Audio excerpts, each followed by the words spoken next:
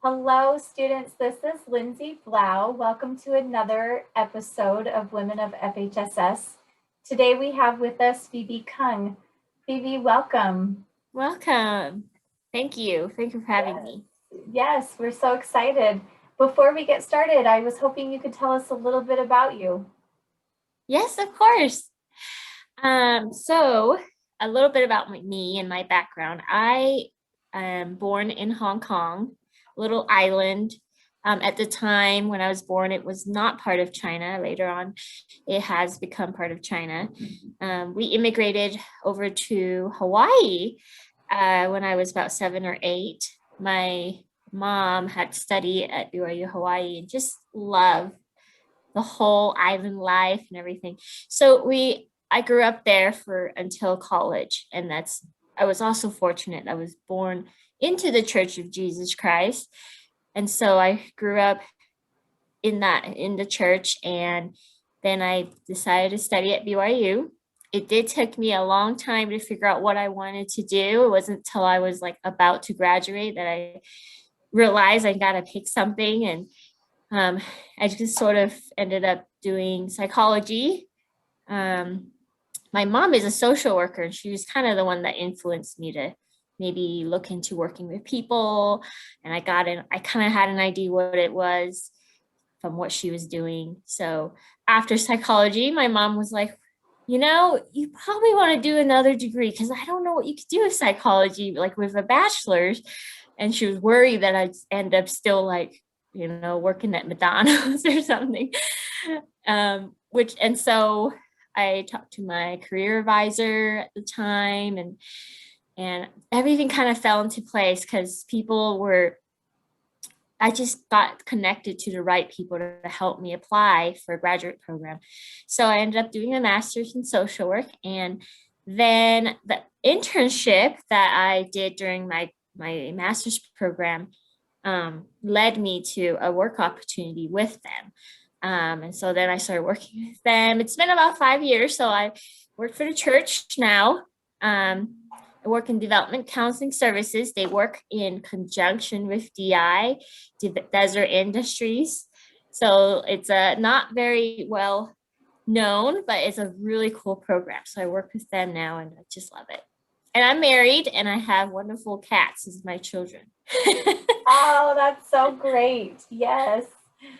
I have a friend who actually does similar work with the DI. Tell us a little bit about your job. What are some things that you get to do with Yeah. Yeah, I'm sure a lot of us know about the DI store. You go there and it's a thrift store, all these great treasures you could find shopping. But there's actually a program behind it all. It's a nonprofit and it is through the church welfare. But the people that are working there that you interact with and may have seen, they're all there for a reason, is to try to better their lives. They all came from maybe some very personal struggles, maybe homelessness. I mean, everything you can think of, maybe that led them to not being able to have work. So we're kind of a program where we're trying to help them help them get a job and then help them move on to whatever the next step of their life is, help them become more reliant, self-reliant. So it's very neat. And the proceeds of the store, all the stuff that we shop, and the profit goes back to paying for them their wages, and then also paying for them to go back to school. So a lot of times, they never got a chance to do school. Maybe they've always wanted to, they couldn't finish. So we would pay for training opportunities. it sounds so fulfilling that you're able to help, and it sounds like you're a coach and a mentor for groups of people who may not otherwise have access to that. So that's really incredible. Yeah, it is a very humbling job, and we're really working with what you would say like the poor and needy, those that really have not had opportunities for, has had a very have very rough lives, and so we're able to kind of open some doors for them, try to get them to better places. Wonderful. Thank you.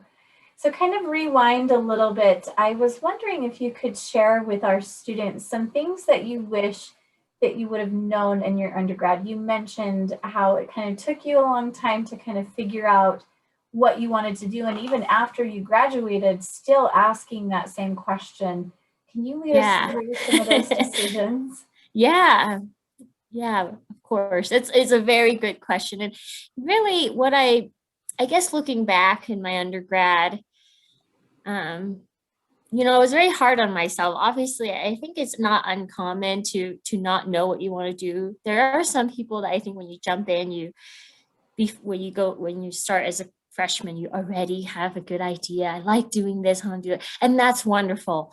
But a lot of us, we don't. We're still like figuring out our lives, and what I've learned, like, is looking back, is that it's okay actually to not know right away. I found that college is an experience, is a process. It's not all about just finding your path and having everything figured out and getting good grades. I think it is a journey where you take the time to explore. And so I was always hard on myself as an undergrad to like pick majors. So I ended up just sort of, oh, I think I like math. I jumped into math, or I think I like art, and I started, taking art.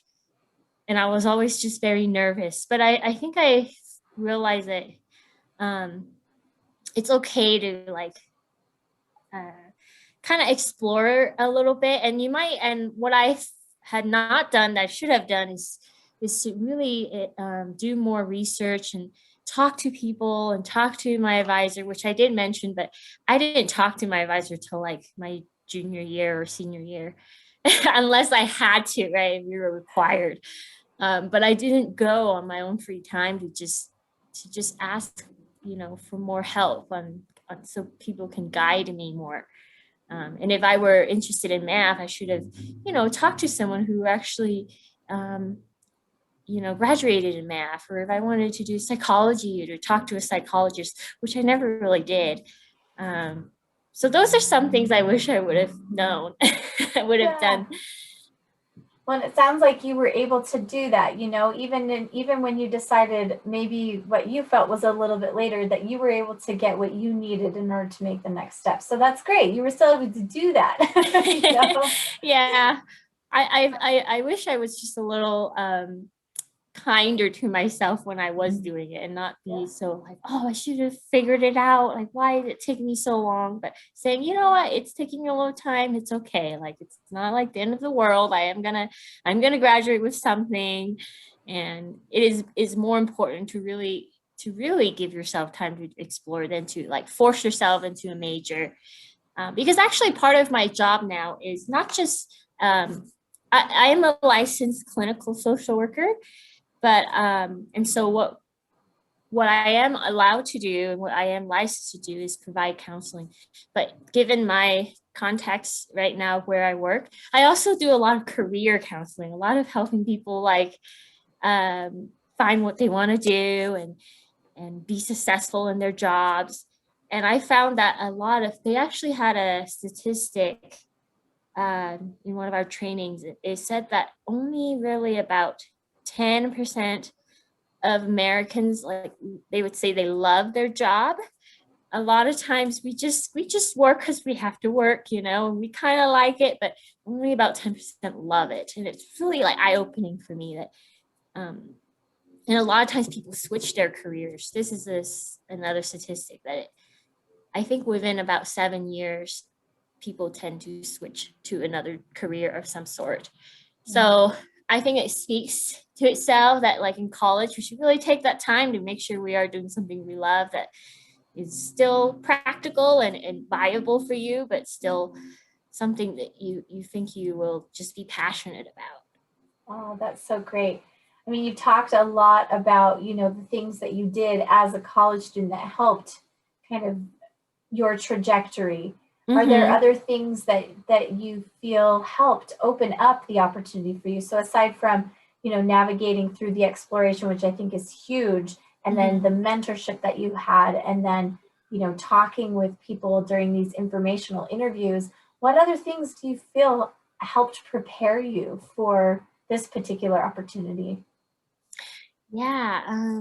Was you, as I was thinking, was you mentioned about like how part of, well, I mentioned part of exploring was talking with other people. And one thing that I have not done until I was about to graduate. But I really would encourage everybody, if you're hearing this, is to really talk to, um, get to know your professors, which I think a lot of times, like, well, for me personally, I'm pretty shy at first. Actually, before I even started psychology and I was a freshman, I was the one that would sit in the back and just take my notes and take my tests and just kind of, if I ask a question, I think really hard about making sure it's perfectly worded. Um, but and then I didn't want to bother the professors. I just felt like maybe, they're too busy, they have too many students. But now I've known that professors are just like people. They are also really wanting to help you. They want each of their students to grow. And even if you go to, during their office hours to say hi, or, you don't have to have a really good reason to talk to them, because that's going to create a lot of opportunities. And I found that true for myself as I was willing to take that courage to talk to them. They would start offering, well, Phoebe, I have a research project coming up. If you're interested, maybe you can help me. And I'm like, yeah, okay. I don't know anything, but I want to do it. Or they would say, have you ever thought about, doing this, or checking out this place, or taking this class instead of this class? And that's just opened up so many other opportunities. That's how I was able to get a lot of volunteering experiences, a lot of research experiences. That's what I needed to do grad school. So I was able to do that. And then when I did do grad school, that led to more opportunities. And that's why I'm able to find this wonderful job that I'm in now. So That's awesome. That is so great. It took a lot of action and a lot of faith for you to get yeah. to where you are. That's really incredible. So we talked a little bit about kind of your undergrad experience and things that you wish you would have known and things that propelled you into the opportunity, but I was hoping you could share with us maybe some of the reasons that you've pursued a career and the benefits that it brings for you. Yeah. Um, I always, growing up, I always knew education was very important. My family, my parents, they've really like, sacrificed a lot for us to move to America. And it's really true, when they say the American dream, follow, um, that just it is true. Like a lot of people when we immigrant, we where we're coming from, usually we're deprived of that. So I always knew that I want to learn as much as I can. I want to get like find myself and my potential, my skills and abilities. I think all of us have that feeling that we want to contribute. And so that's probably why for me I decided to keep getting as much of education I can, because education in school, that's like where you can really do that. You push yourself and see where your limits are and your potential. Um, and it's not that we have to do that at a cost of, maybe you rather maybe be at home and take care of children. It's very possible to do both. And nowadays we've kind of moved into that kind of, we kind of opened that up where you can, maybe you work if you're married and your husband stays at home, or you both work and then you find a way to still have the kids be taken care of. But a career, I think for me, I've never really questioned it. I've always thought like, I want to have experiences. I want to look back, when I'm older and say, hey, if I had like about I worked here as a counselor for 5-10 years, and or I've done this or this. I actually have a lot of other career goals, like when I'm old, on my bucket list. probably would want to do. It's nothing to do with counseling. One example was like, I love to learn how to fix cars or something. That's so awesome. I love that goal. But just like some skills that I would love to learn. I don't want to kind of stop learning, right? So I hope that even when I'm older and if I find an opportunity, I would still continue like learning. That's so great. I'm so glad to hear that. So looking back, what have some of the benefits what are some of the benefits that you've received personally and professionally as a result of your working experience? Yeah.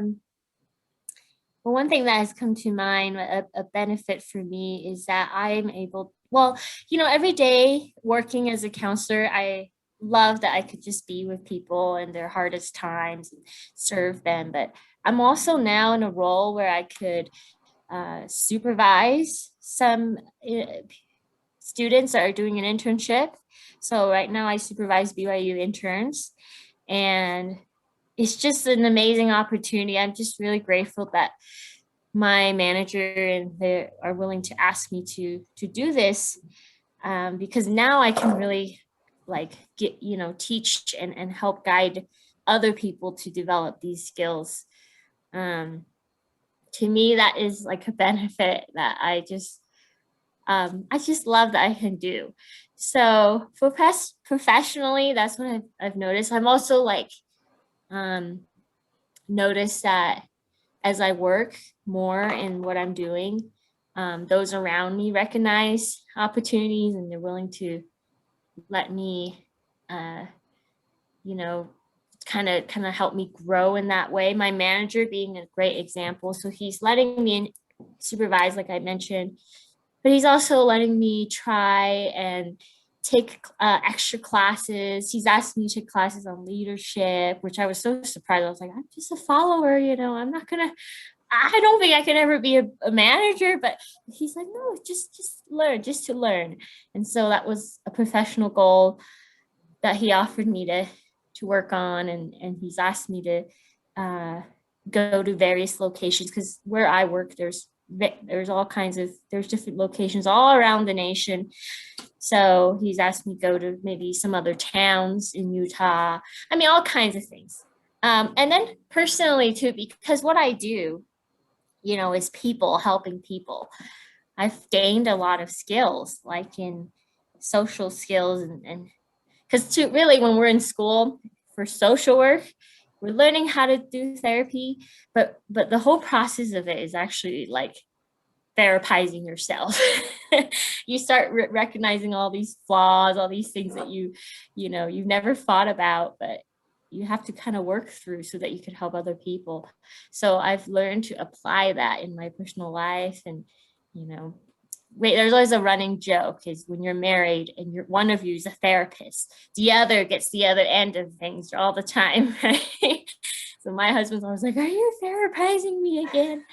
But that's because everything we learn in school, it's just so cool that we could apply in all areas of our lives. So personally, I've noticed like myself change as a result of like my major of going through college.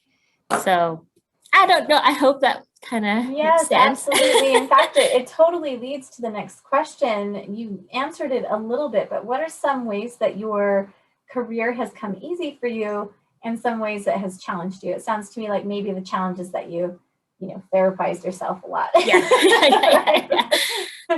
Being therapists, we're actually the hardest on ourselves. We're like, well, we're teaching all these things. Like we should be an expert on this, but really we're still just people too.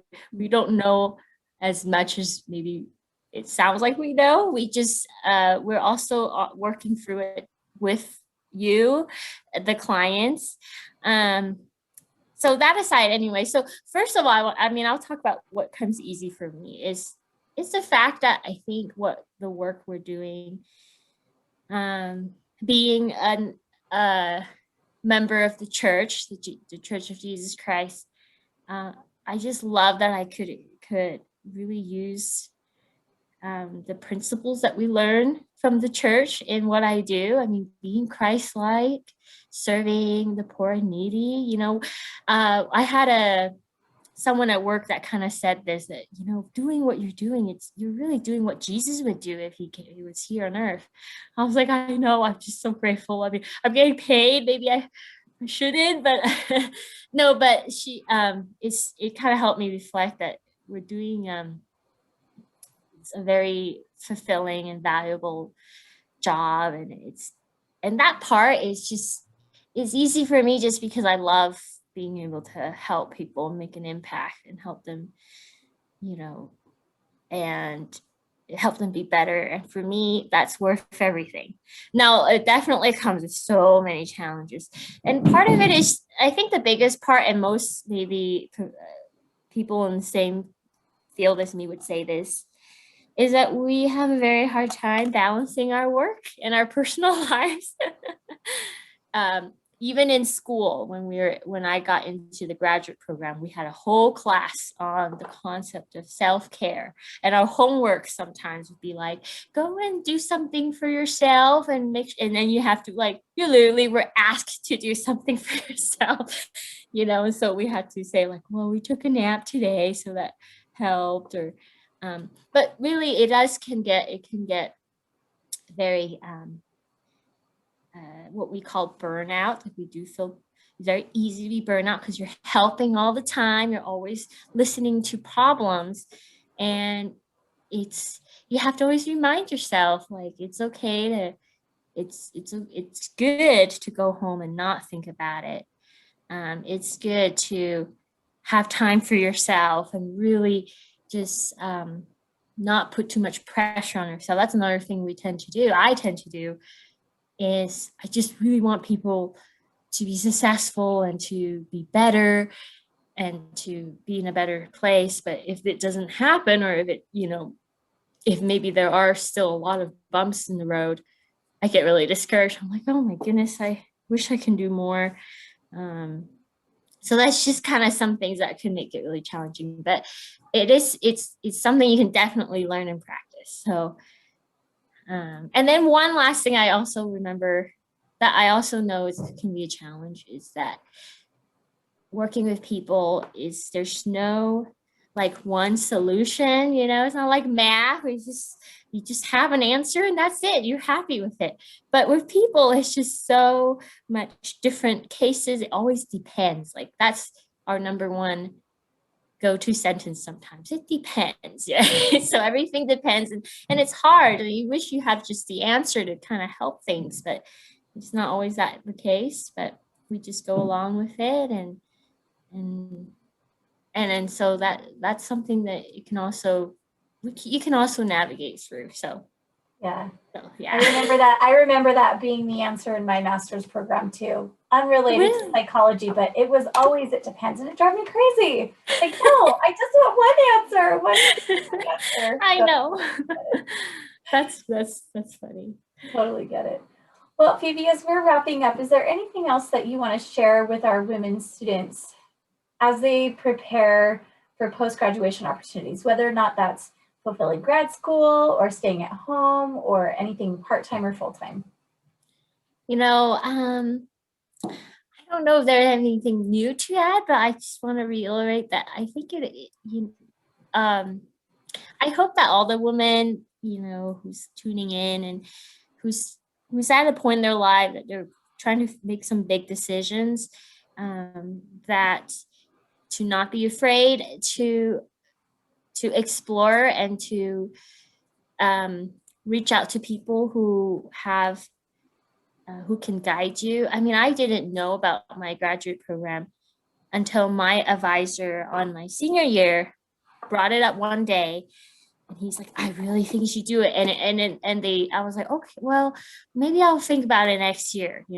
He's like, well, I think you should apply right now. And the deadline was due in like 1 month, So I was like, are you sure? I mean, that sounds like really hard.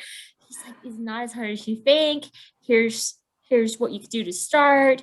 And he pulled up some information for me. I mean, just a meeting like that changed the whole course of my life. It's just that moment when he decided to say he uh, opened up a new door for me that I didn't think about. So I hope all of us would think that whatever that leads you, it could be that you finish school and you decide to maybe be at home or work at home part-time, or maybe you don't work. That you can explore. It doesn't have to be permanent either. A lot of us work and then we decide we don't work. A lot of times we don't work, and then later on we have come across some circumstance where we have to. And but having those skills and experiences will definitely prepare you so that if those things changes, you can like feel confident, like you can do those things. So those are some of my last minute thoughts, but You. Yeah, and those are so great. Thank you so much, Phoebe, for your thanks, time and for being Lindsay. so open. It's just been so great. Yeah, and if anyone is interested in learning more about social work, what we do, feel free to reach out to me, or um, just stop by the DI store. It's if you guys live in Provo, and ask about the program. We can definitely, we do a lot of volunteering too, so we love for people, and sometimes BYU students come and volunteer just to be able to get experience. So Oh, that is so great. What's the best way for students to reach out to you? Is it better to go to your LinkedIn profile and reach out that way? yeah, I am on LinkedIn, so they can reach me there. Um, and then I have my email, I think, on there as well. If they want to go to just stop at the DI, I'm usually there. So you can just ask a staff and say, hey, I'd like to learn more about DI, or maybe volunteer to help out with, and you have kind of a lot of, it's pretty fun. It's being able to find treasures and talk with people that work there. So we definitely welcome that. Wonderful. Well, again, thank you so much. Thanks, Lindsay. Thanks, everyone.